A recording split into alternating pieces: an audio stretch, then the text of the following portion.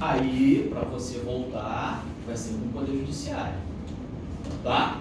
Porque ele decidindo pelo seu retorno e de forma definitiva, a administração pública não pode nem fazer mais nada. Ela tem que te receber de volta, com todos os direitos e vantagens. Não cabe nem né? recurso, nem nada. Não, se chegar na decisão definitiva, porque não tem mais possibilidade de recurso, tá? E aí, se essa decisão definitiva for pela reintegração do servidor, a administração do Estado tem que acatar e ponto final a decisão judicial, tá? Isso só ocorre porque a gente adotou esse sistema aqui, ó, tá? É só o judiciário que decide em caráter de definitividade no Brasil. O amparo disso no artigo 5º, inciso 35, que trata exatamente desse princípio aqui, ó, jurisdição única, unidade ou unicidade da jurisdição. Entendeu isso aí, galera? Tem algum prazo, professor? São os prazos legais. Você é o maior interessado. Quanto mais rápido você se movimentar, porque a regra geral do judiciário é a inércia. Inércia da jurisdição. Tá? Artigo, se não me engano, artigo 2º do Código de Processo Civil. O que significa inércia da jurisdição? O judiciário está lá paradão na dele. Ele, sobe lá. Davi, ele não vai chegar para você e falar assim: ô Davi, boa noite, tudo bem, parceiro? Olha só, muito prazer, Poder Judiciário, né, do Brasil. Tu tem algum problema aí, Davi? Quer que eu resolva? Eu não vou fazer isso. É você, Davi, que tem que chegar lá, ó, bater na porta dele e falar: seu judiciário, boa noite, me ajuda aqui, estou com esse problema. Ó, resolve para mim. Aí ele vai, a partir do momento que você provocou a atuação dele, ele vai agir. E em algum momento ele vai decidir de forma definitiva. Tá legal? E aquela decisão dele vai ser respeitada por todo mundo, inclusive pela administração pública. Porque ela, a administração pública no Brasil, não tem esse poder de decidir de forma definitiva que o judiciário brasileiro possui em razão da adoção desse princípio aqui. Tá? Exceção do artigo 5º do 35 STJD. Tem algumas exceções, vou chegar nela lá. Uma das exceções é essa. Tá? Então aqui, ó, regra geral, então, eu não preciso esgotar o assunto na via no âmbito administrativo para ingressar com uma ação judicial. Tá? Não preciso esgotar. Tem 3 exceções a essa regra, ou seja, o ordenamento jurídico brasileiro, em 3 situações, determina que o particular primeiro esgote o assunto na via administrativa, para só depois, então, ele poder ingressar com uma ação judicial. Mas isso é uma exceção à regra. Por exceção, concurso adora, né? Vamos de concurso adora exceção, então é bom você botar PQP para essas exceções. Deixa eu ver se aí na sua folha constam essas exceções, senão eu vou colocá-las aqui, ou de jurisdição única. Nessas 3 hipóteses, eu primeiro tenho que esgotar a via administrativa, para só depois, então, poder entrar com uma ação judicial. Tá? Ou seja, são exceções à regra. Qual é a regra? Eu não preciso esgotar a via administrativa. Se eu quiser ir direto para a justiça, eu vou. Ponto final. Nessas hipóteses, ações relativas às competições desportivas, né? A chamada justiça desportiva. Por que eu coloquei justiça desportiva aqui entre aspas? Por quê? Principalmente a rapaziada já deve ter ouvido falar, né, num tribunal chamado Superior Tribunal de Justiça Desportiva, STJD. Já ouviram falar, já? Apesar do nome, Superior Tribunal de Justiça Desportiva, ele é um tribunal administrativo. Ele não integra o Poder Judiciário brasileiro. Tá? Então, as decisões proferidas pela Justiça Desportiva, elas vão servir como uma orientação para que depois, então, a pessoa possa ingressar na Justiça, se ela assim quiser. Tá? Mas antes de esgotar essas ferramentas da Justiça Desportiva, eu não posso buscar o Poder Judiciário. Tá? Então, se um clube de futebol, questionando uma determinada decisão da Confederação Brasileira de Futebol, tá, ingressa um pedido administrativo nesses tribunais da Justiça Desportiva, esse clube necessariamente vai ter que esperar uma decisão final em âmbito administrativo, para só depois, então, se ele permanecer descontente, ele poder ingressar com uma ação na justiça, aí sim do poder judiciário, tá? A outra exceção, diante da prática de um ato administrativo ou de uma omissão da administração pública, tanto esse ato quanto essa omissão, contrariando súmula vinculante do Supremo Tribunal Federal, tá? Nessas situações, quando existe um ato, tá, ou uma omissão que contrarie súmula vinculante, é previsto um instituto chamado de reclamação, tá? Que só pode ser proposta perante o Supremo Tribunal Federal e que tem por objetivo exatamente defender não só a competência do Supremo, mas a autoridade das suas decisões, tá? Diante dessas situações que contrariem, por exemplo, o que o Supremo já concretizou, já materializou de conteúdo em termos de súmula vinculante, tá? Essa reclamação, então, só vai poder eventualmente ser proposta perante o Supremo quando esgotadas as vias administrativas. Só depois, então, é que vai ser cabível essa reclamação ao STF, para que ele julgue essa reclamação e, eventualmente, modifique, tá, a decisão da administração pública. E a terceira hipótese, para caracterizar o interesse de agir na ação constitucional de habeas data, vou explicar isso aqui.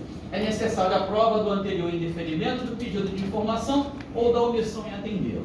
O habeas data é um dos chamados remédios constitucionais, ao lado do habeas corpus, do mandado de segurança individual e coletivo, do mandado de injunção e da ação popular. A gente vai estudar isso aí no artigo 5º também, tá?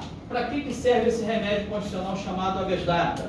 Para que eu possa ter acesso a informações pessoais, informações minhas, constante em banco de dados, público ou de caráter público, tá? SPC Serasa, por exemplo, tem caráter público, tá? E aí, ele é inimigo do fofoqueiro, porque você só vai obter informação a seu respeito, tá? Informação sobre dados pessoais. Ao solicitar informação a seu respeito, constante nesse banco de dados, se o banco de dados se negar em te fornecer a informação a seu respeito, você pode ingressar então com essa ação de habeas data para obrigar o banco de dados a te apresentar as informações que ele contém ali a seu respeito.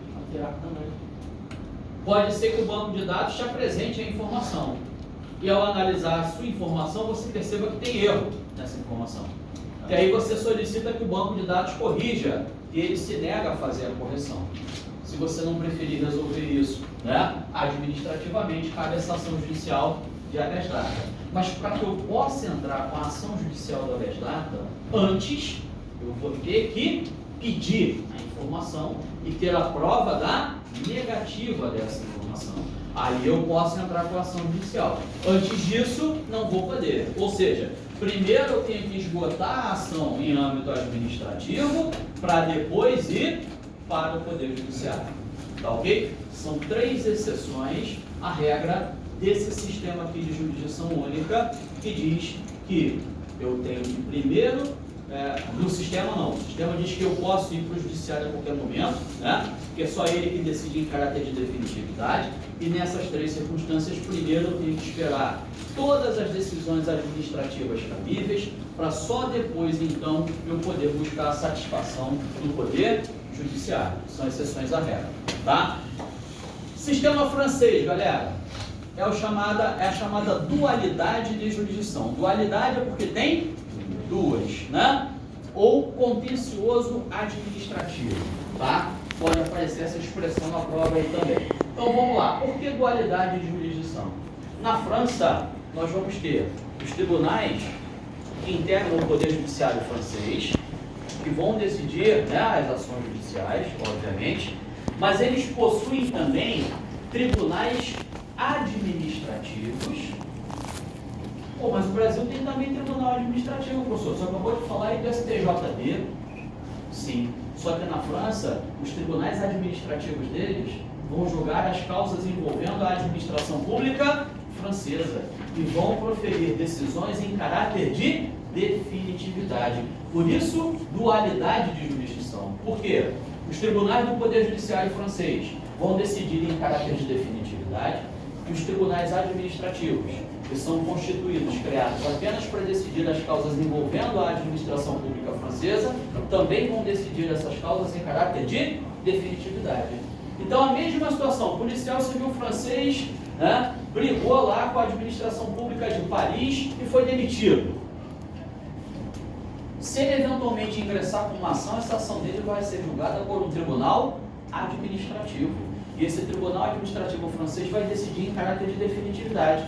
Ou seja, lá, esse policial civil não poderia, depois de fazer essa discussão em âmbito administrativo, buscar o poder judiciário. Porque as causas envolvendo a administração pública francesa são julgadas em caráter de definitividade pelos tribunais administrativos.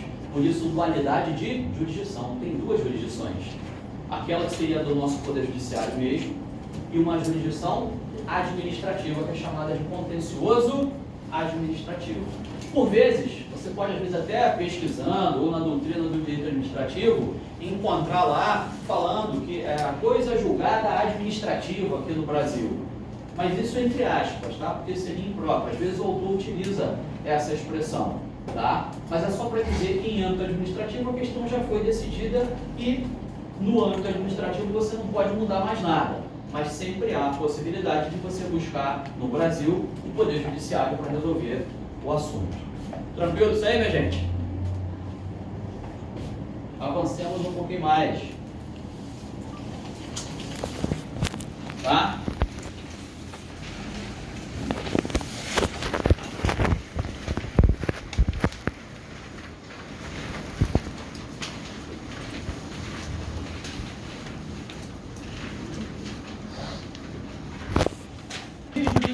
O regime de direito público, tá?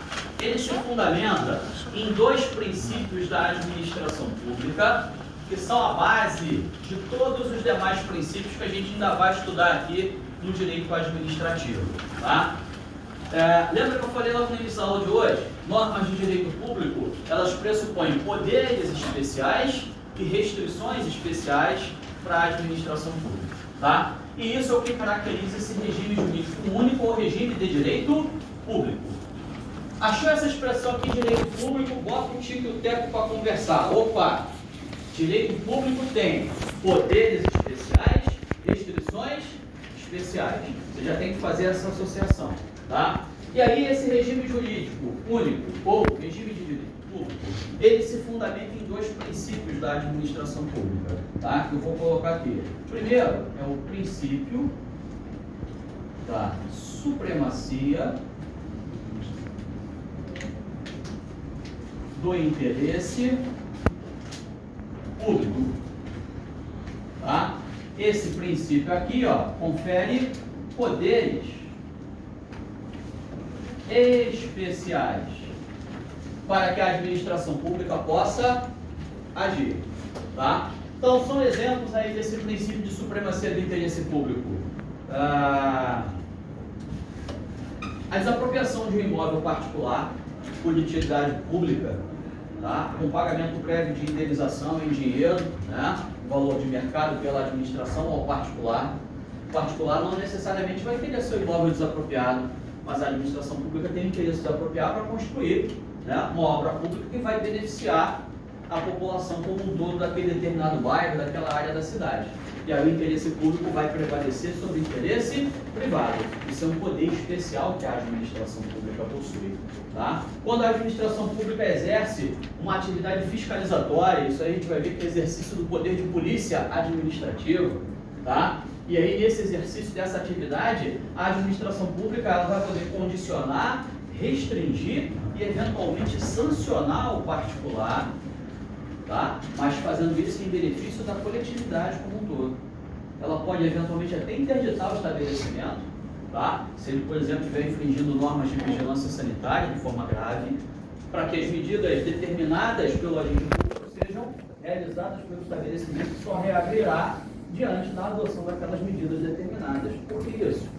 Porque vai prevalecer o interesse público, tá? Poder especial para agir. Além desse princípio aqui, esse regime jurídico, ele prevê um outro princípio, que é o princípio da indisponibilidade.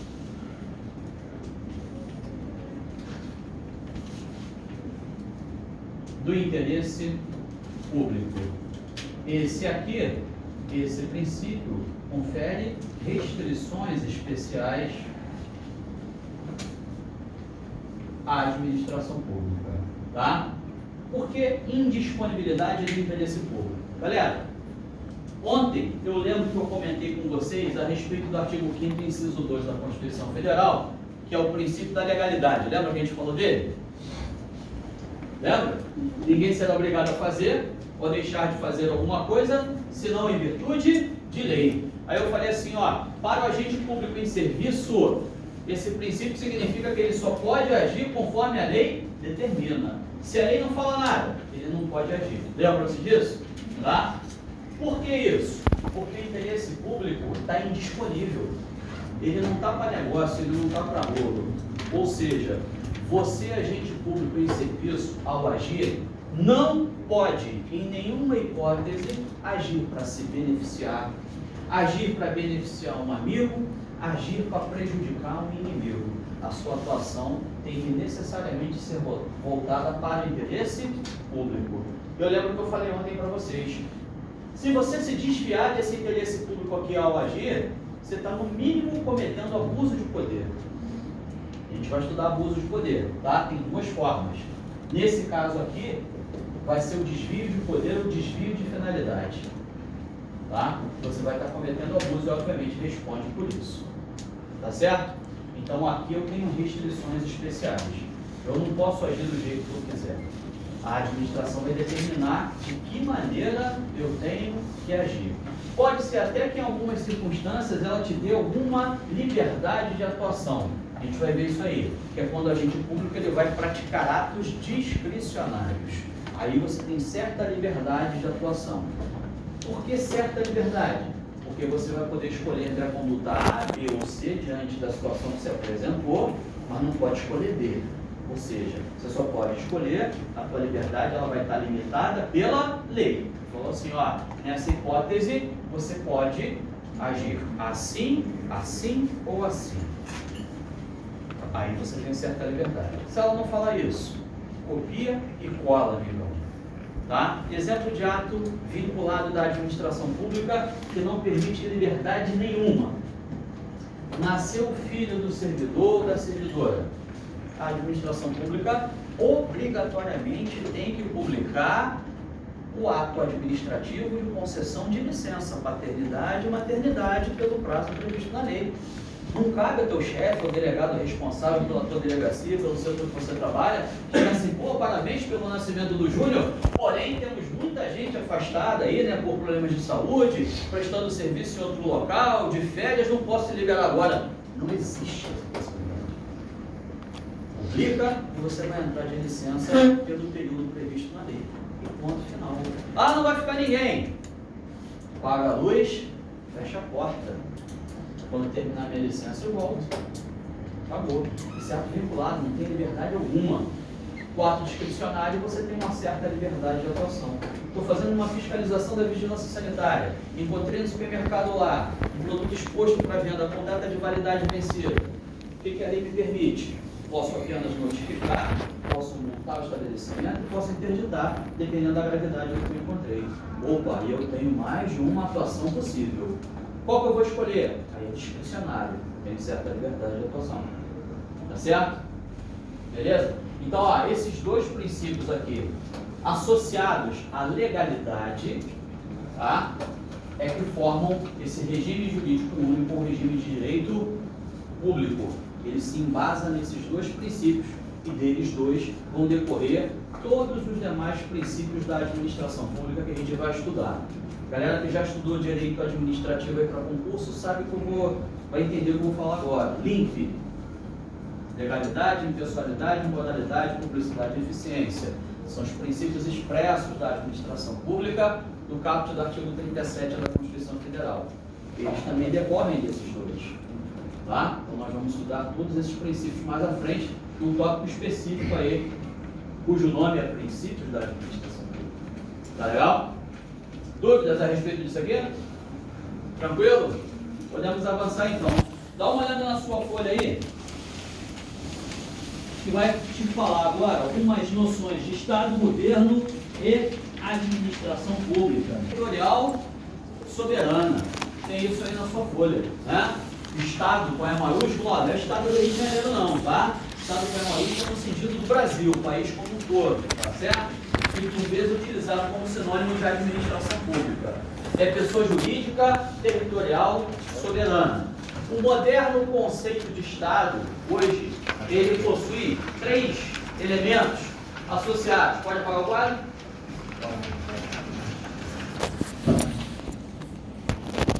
Rapaziada, vou falar de novo, hein? Não deixe acumular matéria.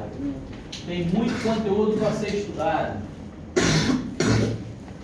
Você não vai morder um contra-cheque na administração pública mole, não. Tem que ralar. Tá?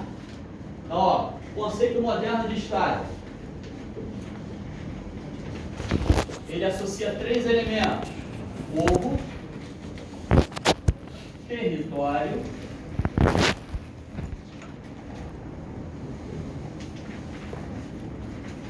governo soberano. Povo é o elemento subjetivo. Território é o elemento objetivo. Governo soberano é o elemento jurídico. Tá? Então, a noção de Estado envolve esses 3 elementos aí obrigatoriamente. Tá? O povo, que é o conjunto de pessoas que vão habitar ali um determinado território, tá? Com vínculos aí de nacionalidade. Então, o povo é o conjunto aí de brasileiros natos e naturalizados. Tá? E segundo aí o ex-presidente Michel Temer, no seu livro de Direito Constitucional, também o português equiparado. A gente vai falar sobre isso aí mais à frente quando tratar de nacionalidade, tá? Elemento subjetivo. O território é o elemento objetivo, formado aí pelas nossas fronteiras terrestres, pelo nosso espaço aéreo, pelo nosso mar territorial, pelas embarcações e aeronaves das Forças Armadas em qualquer ponto que se encontrem no mundo, né? Pelos navios e aeronaves mercantes, tá? Em voo sobre espaço aéreo internacional, navegando, né? Em áreas internacionais. Isso aí estão considerado como território nacional, né? Sentido amplo, tá? É o elemento objetivo. E o governo soberano é o elemento jurídico. Por que elemento jurídico? Porque o governo soberano é aquele governo que vai editar as suas próprias leis. Por isso, então, é elemento jurídico. E essa soberania, ela vai ser expressa pelo ordenamento jurídico, no caso do Brasil, pelo ordenamento jurídico brasileiro, que é o conjunto das nossas leis, que tem no topo dessa hierarquia, como a gente falou ontem, a Constituição Federal. Ou seja, no território nacional eu aplico a lei brasileira. Quer o estrangeiro goste ou não, eu vou aplicar a lei brasileira. Essa é a regra geral. Tá ok? Tranquilo? Isso seria então ingerência externa. Não vai admitir essa ingerência externa no território nacional. Se o fato foi praticado aqui no nosso país, eu vou aplicar a regra geral, existem exceções que a gente não vai entrar nesse mérito, eu vou aplicar a lei brasileira. Pode ser até que a lei brasileira eventualmente admita uma exceção, como há no artigo 5º. O artigo 5º, por exemplo, ele diz o seguinte, que o estrangeiro que tenha bens no Brasil, tá, e que venha a falecer, se ele tem dependentes, por exemplo, esposa e filhos brasileiros, os bens dele situados no Brasil serão regulados pela lei brasileira ou pela lei estrangeira, desde que essa lei estrangeira seja mais favorável aos dependentes brasileiros. É uma exceção à regra. Ou seja, a própria Constituição Federal, nesse ponto específico, permite uma eventual utilização de uma lei estrangeira no território nacional, desde que, obviamente, ela seja mais benéfica, se comparada à lei brasileira, para os herdeiros brasileiros. Tá legal? Mas isso a Constituição tem que colocar de forma expressa. Regra geral, território nacional aplica a lei brasileira e ponto final.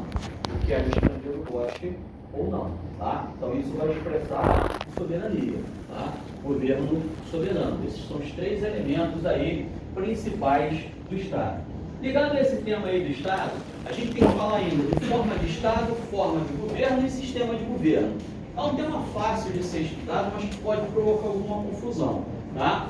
A forma de Estado.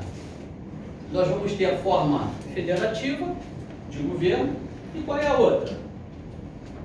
Em contraposição à forma federativa de governo.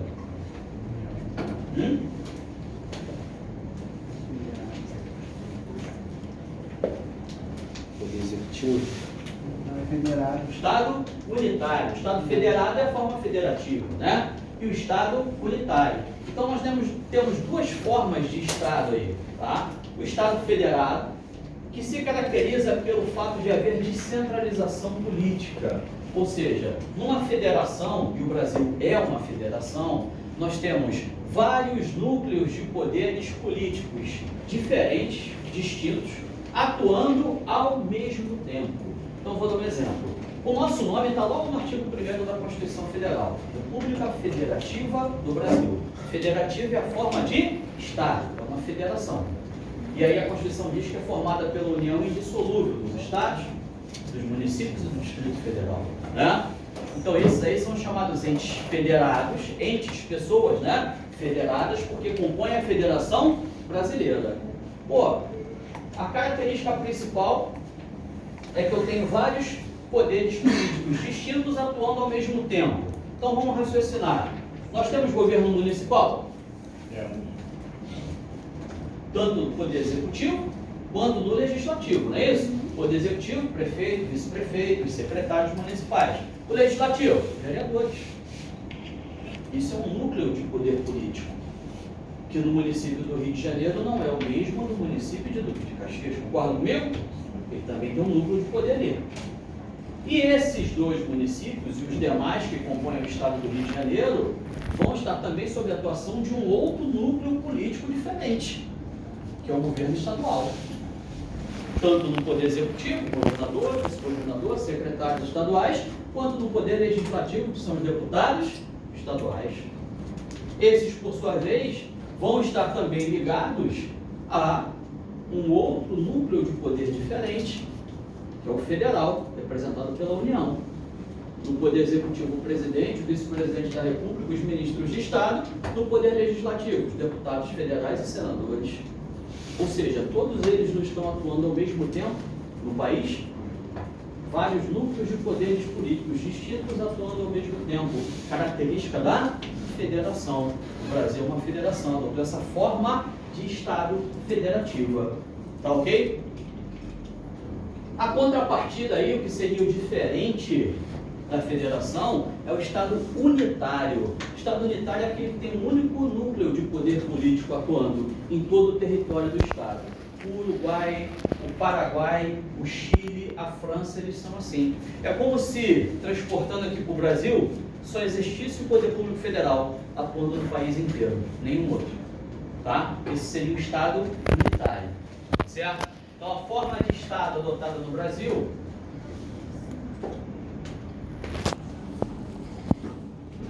federação, que inclusive, tá, essa forma de Estado federativa é cláusula pétrea da Constituição Federal.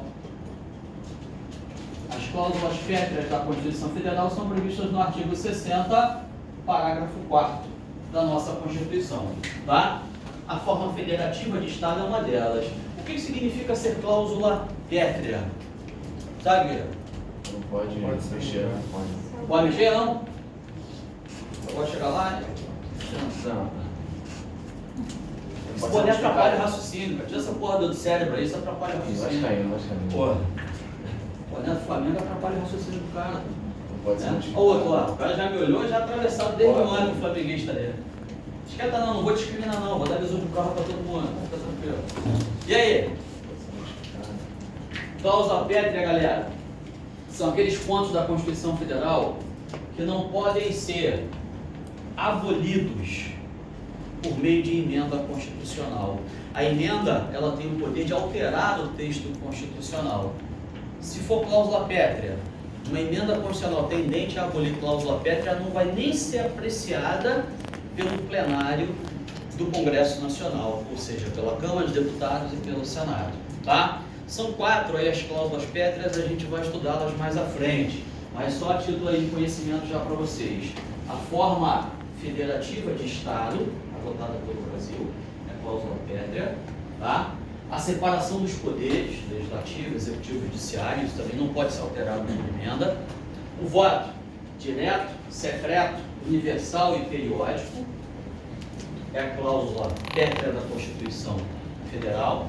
E os direitos e garantias fundamentais, esses 4. Lembra que eu falei ontem sobre essa expressão direitos e garantias fundamentais?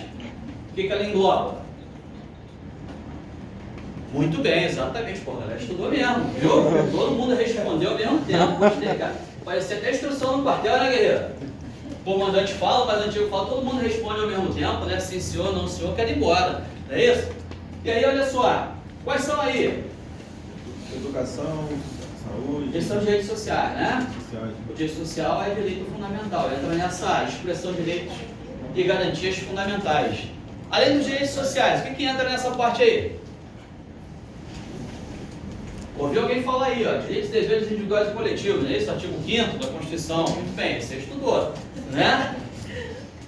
Mais o que? Direito político, né?